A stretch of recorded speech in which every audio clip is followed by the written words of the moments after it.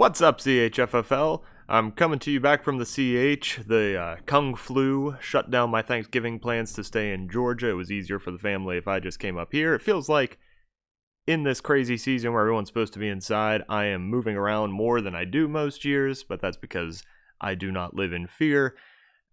Week 12, very big. At this point, we know who the three playoff teams are in the Football Flicks Conference, so not a lot going on there other than the fight for the bye week, which Parker controls his own destiny and has a fairly doable schedule. Swan trying to give him a run for his money this week, though. In the Galaxy Far, Far Away Conference, only Mini has technically clinched the playoffs, so we have a lot to play out there, especially as he plays West this week in what will likely determine who gets the first round bye in the Galaxy Far, Far Away. So I'm going to go over what the head-to-head records look like at this point before I launch into my predictions. But first, Week 11 wrap, I went 4-2, bringing me to 39-27 on the season.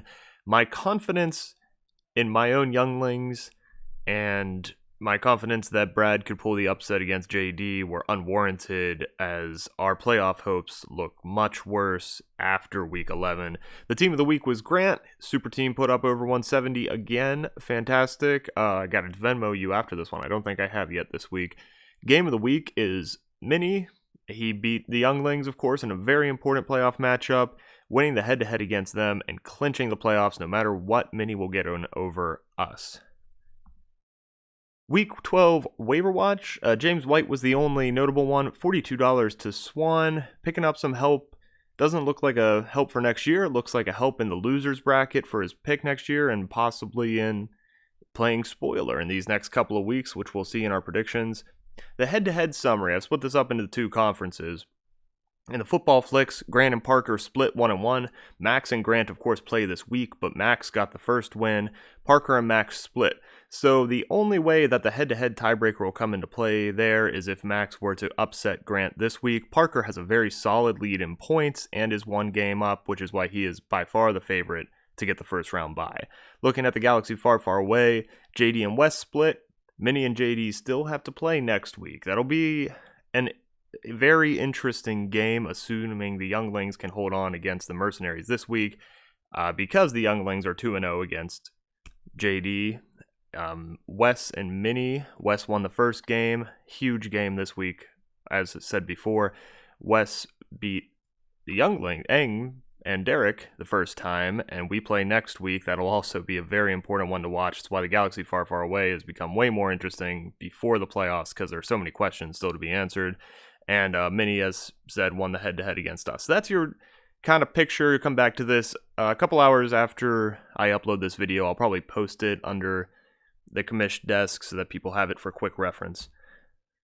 Now let's get into this week's matchups. In the Football Flicks, we have Zero Fun Sir versus the Icebox Little Giants, Battle of the Losers. Mark got 14 points from Matt Stafford on Thursday, who is... Matt Stafford, fun fact, is now dead to me after protesting the country and kneeling for the national anthem. Stan, the Washington defense and special team, outscored stupid Matt Stafford by 4 points, but Stan relies a lot on the Steelers playing Tuesday. I know earlier in the year I cautioned about a Tuesday game not going forward. I feel even stronger this time as we're having positive tests still come out this morning. Stan counting on Claypool and Big Ben to play. I'm taking Mark because of that.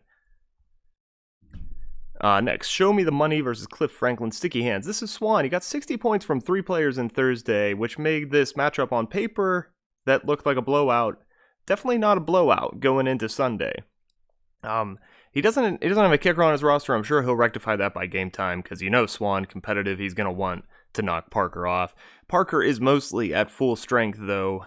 One of the few playoff teams who I think can say that everything is right where he wants it to be.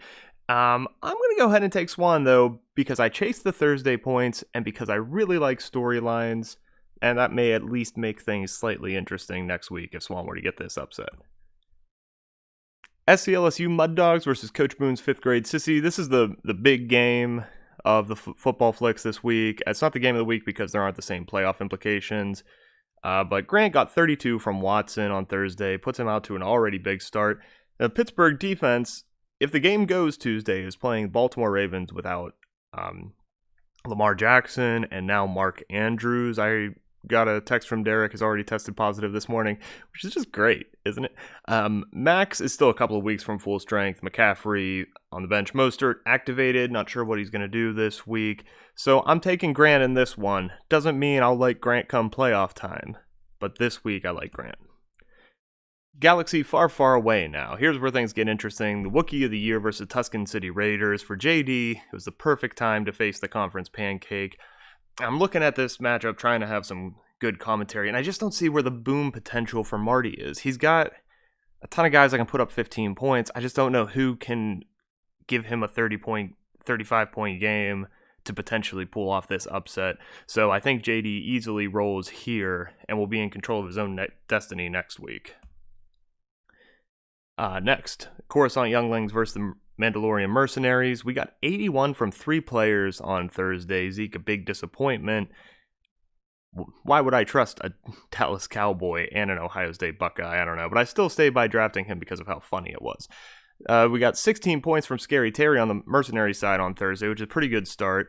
The Saints defense will be facing Denver with no eligible quarterbacks on their roster, so I like that for our potential, even with Andrews out, even with Julio out, to put up a ton of points, which would be great. We are second in the conference in scoring at this point. Even though we are the least likely to make the playoffs, we need a big win this week, not just a win, and I think we're going to get at least the win.